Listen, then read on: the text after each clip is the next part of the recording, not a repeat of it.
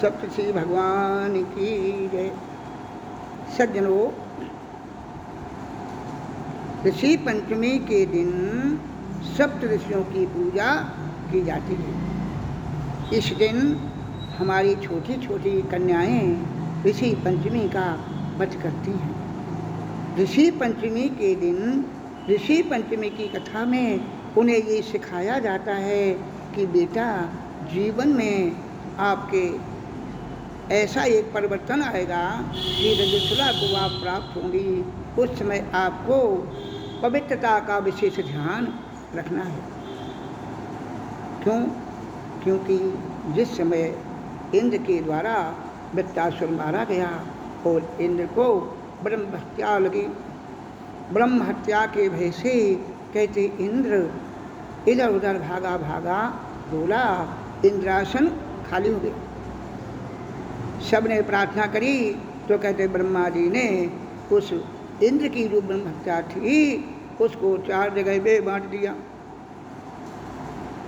पहला भाग कहते पृथ्वी को दिया, दूसरा भाग जल को दिया, तीसरा भाग अग्नि की ज्वाला को दिया और चौथा भाग हमारी माताओं बहनों को भी दिया। इसलिए स्त्री महीने में 4 दिन तक अपवित्र रहती है।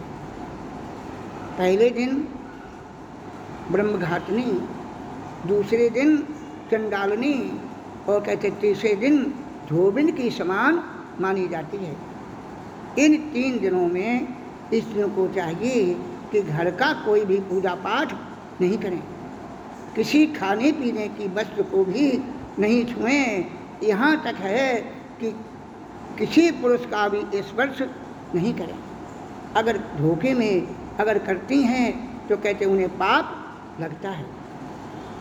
अगर कहीं ऐसा धोखे में कभी हो जाए, इसका ध्यान नहीं रहे, तो इसके निवारण के लिए उन्हें ऋषि पंचमी का व्रत करना चाहिए, सब ऋषियों की पूजा करनी चाहिए, जिससे उस पाप की निवृत्ति हो जाती है और उस पाप का फल उन्हें भोगना नहीं पड़ता है।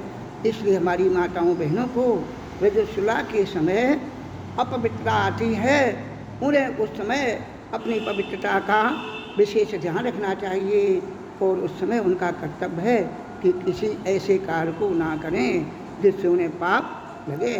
जय जय श्री राधे।